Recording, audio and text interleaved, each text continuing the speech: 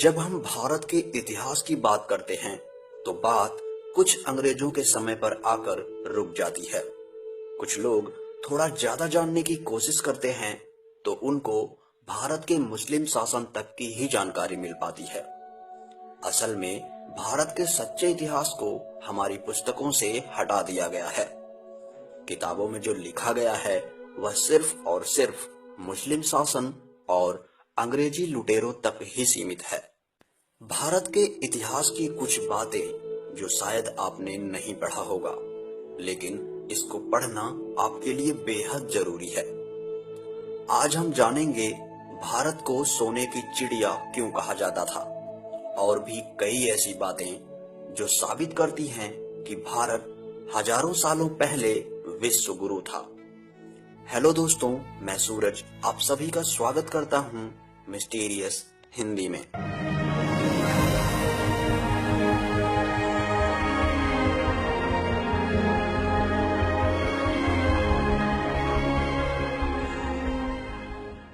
भारत व्यापार में सबका बाप था।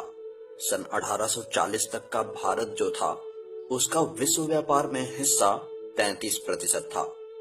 अंग्रेजों से पहले जब मुस्लिम आए थे तो भी भारत मसालों का विश्व में सबसे बड़ा निर्यातक था।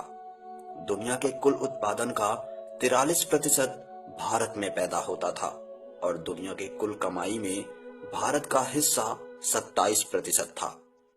यह बात अंग्रेजों को काफी बुरी लगी थी और वह व्यापार करते हुए भारत पर राज करने की नीति अपनाने लगे और भारत के राजाओं में आपसी फूट डालने का कार्य प्रारंभ कर दिया और राजनीति करना शुरू कर दिए, जिससे अंग्रेजों ने धीरे धीरे अपना वर्चस्व जमा लिया और कई तरह के टैक्स भारत पर लगाए, जिसमें अंग्रेजों ने सबसे पहला कानून बनाया सेंट्रल एक्साइज ड्यूटी एक्ट और टैक्स तय किया गया 350%।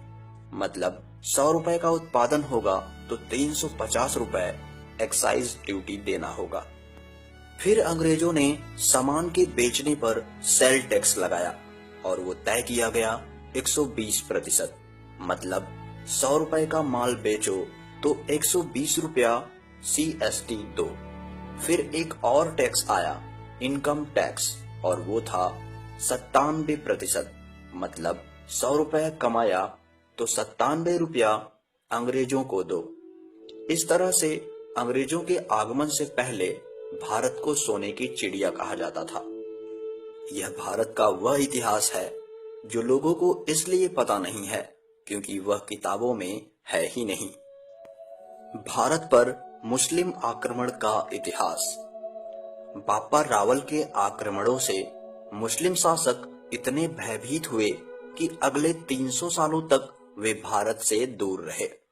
लेकिन भारत का सच्चा इतिहास हमको पढ़ाया ही नहीं जाता है।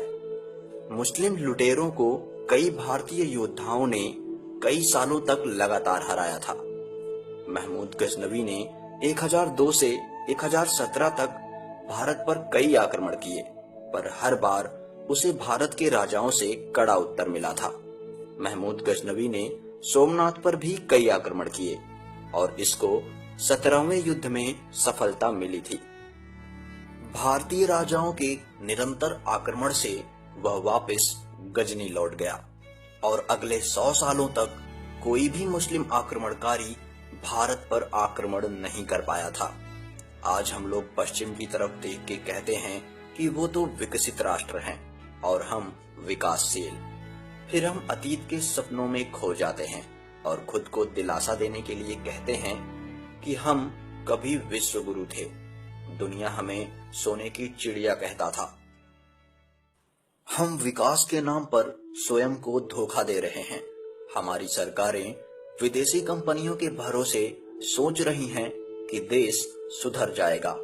सेवा क्षेत्र से लेकर उत्पादन क्षेत्र तक विदेशी कंपनियों का बोलबाला बढ़ता जा रहा है। चाहे इंश्योरेंस सेक्टर हो या दवा बनाने की कंपनियां, हर जगह हम यही सोच रहे हैं कि कोई बाहर की कंपनी आ जाए और हमारा उद्धार करे। परंतु जब तक आप दुनिया भर के चेले बने रहेंगे तब तक विश्व गुरु आप बन ही नहीं सकते। सोचने की बात यह है कि पूरी दुनिया में आज भी टैलेंट के मामले में भारत के इंजीनियर्स, डॉक्टर्स, वैज्ञानिक, अर्थशास्त्री वगैरह छाए हुए हैं। अगर वो अमेरिका और ब्रिटेन को विकसित राष्ट्र बना सकते हैं तो हिंदुस्तान को क्यों नहीं। समस्या ये है कि हम अपने टैलेंट और अपने पुराने स्टाइल पर भरोसा ही नहीं कर रहे हैं। हमें लगने लगा है कि विकास का एक ही रास्ता है जो पश्चिम के देशों ने अपनाया है, और इसीलिए हम भी आंख बंद करके उनका अनुसरण करने लग गए। अब तो भारत में विदेशी विश्वविद्यालय भी खुलने वाले हैं। हम भूल गए कि नालंदा और तक्षशिला जैसे विद्यालय ने दुनिया को उस समय ज्ञान दिया जिस समय ऑक्सफोर्ड और कैम्ब्रिज के बारे में किसी ने कल्पना भी नहीं की होगी। साथियों, भारत को सोने की चिड़िया इसलिए नहीं कहा जाता था कि हमारे यहाँ कोई बहुत बड़े बड़े कारखाने हुआ करते थे, कोई टाटा या अंबानी की तरह बड़े बड़े उद्योगपति हुआ करते थे। वास्तव में हमारे यहाँ घर घर में उद्योग और घर घर में उद्योगपति हुआ करते थे, यानी कि लघु उद्योगों का जोर था। हम कपास, काली मिर्च, गरम मसाले, अनेक प्रकार की धातुओं से बने औजार आदि दुनिया भर में भेजते थे और बदले में वहां से सोना लेकर आते थे। इसीलिए हमारे यहाँ का गोल्ड स्टोर बढ़ गया था। हिंदुस्तान में इतना सोना इकट्ठा हो गया जितना दुनिया के किसी भी देश में नहीं था। यही वजह थी कि हमें दुनिया सोने की चिड़िया कहने लगा।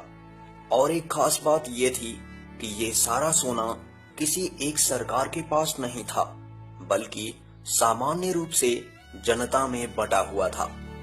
इसके पीछे कारण यह था कि घर घर में उद्योग हुआ करता था और घर घर में उद्योगपति।